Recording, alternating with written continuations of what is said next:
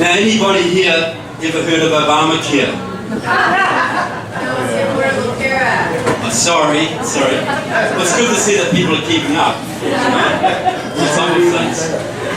Now look. It's also known as Lucifer Care. Lucifer Care, yeah, what it is. But look, and I know it's not fully single pay yet, it's not fully socialised healthcare, but we all know where it's going. Harry Reid's admitted that, and so is Jen Schakowsky. It's going to socialise healthcare. The left is writing now, Obamacare is going to fail. Obamacare is going to fail. And they're happy about that, because that means single payer comes next. Not these dumb Republicans who try and tell you, let it go in, and people will see how terrible it is, and then they're all going to vote for us, yeah? Just dreamsville stuff. Once it's in, folks, and it will only be made worse. It won't be made better. Now, why does the left want this so much? And they're just so excited about this. They've worked at it for years. Is it to give Auntie Mabel her hip operation? Or the guy in the homeless shelter a fair deal? It's all about power, folks. You know that. The left talks about this in their publications. They refer to Britain in the 1930s. Because in those days, the British working class voted solidly conservative. They were very patriotic, pro-king and country, and didn't want a bar of that bloody Bolshevik Socialist Labour Party. But in 1946, they brought in the Beveridge Report, National Health Service, socialised medicine. Within 10 years, the British working class had shifted their support to the Labour Party. Because no matter how bad socialist healthcare is, and it sucks big time, I come from a country that has it, no matter how bad it is, if that's all you've got, and that's what you depend on, and your family depends on, you're going to vote for the party who wants to keep it, not the party who wants to take it away. Once it's in, it's in. Now, just a little point on socialist healthcare, because I still get these people who say, oh, pre-existing conditions, and, you know, there's 20 million uncovered, and we've got to, you know, it's fairer and whatever. The big thing they forget is quality. And what's more important than quality in healthcare, folks? When your life's at stake. Do you want a drunken doctor or a competent doctor for your children? Well, think about it this way. A lot of people, I'm sure there's people here in business. Now, if you're in a free market healthcare system, I know you're not free market here, but at least you've still got elements of it. If you're in a free market system, you are a customer. And how do you treat your customers, people? You business people. Pretty darn good, eh? You make them friends. You send them Christmas cards. You look after them. They're the lifeblood of your business. They're the lifeblood of the American system.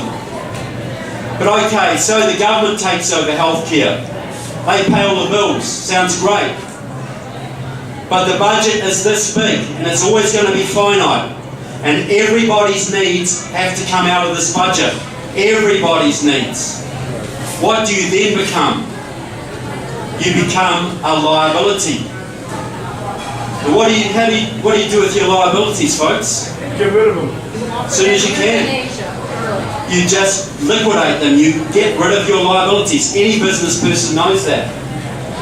So, if you're a 75-year-old guy and you have prostate cancer and you need $100,000 worth of chemotherapy to extend your life 2 or 3 or 5 years, and your next door neighbour is 25, working and paying taxes, and gets leukemia, and he needs $100,000 worth of chemotherapy to extend his life 10 or 20 or 30 years, guess who's going to get the resources?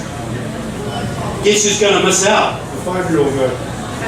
Guess who's going to get put down a little corridor at the end of the ward and pumped up full of morphine and left quietly to die? It cannot work any other way.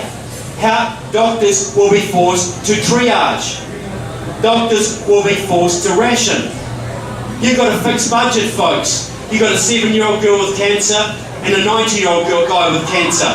Costs both the same to treat them, Who are you going to spend the money on? You'd do it, wouldn't you? Of course you would. You know, anybody would. So, my country, we don't even call it rationing. We just know that if you're old and you're a useless eater, you do not get the same treatment as someone who's younger and paying taxes. You just don't. And that's the same in every country in the world where they have it. But your country's going to be different, right? Yeah. That's what they tell you. And the trouble is, some people actually believe it.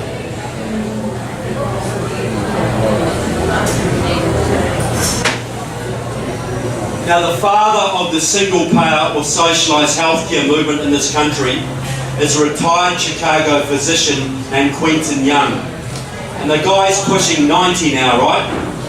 And in my darker moments, I often wish he'd gone to live in Britain 20 years ago, because he probably wouldn't be with us now. But he is, loving your system while he's trying to destroy it. He's been at this for 50 years. He's set up numerous groups around your country, Physicians for a National Health Plan, worked with the AMA, worked very closely with John Conyers, got a whole bunch of bills on single payer before your House of Representatives, always been defeated.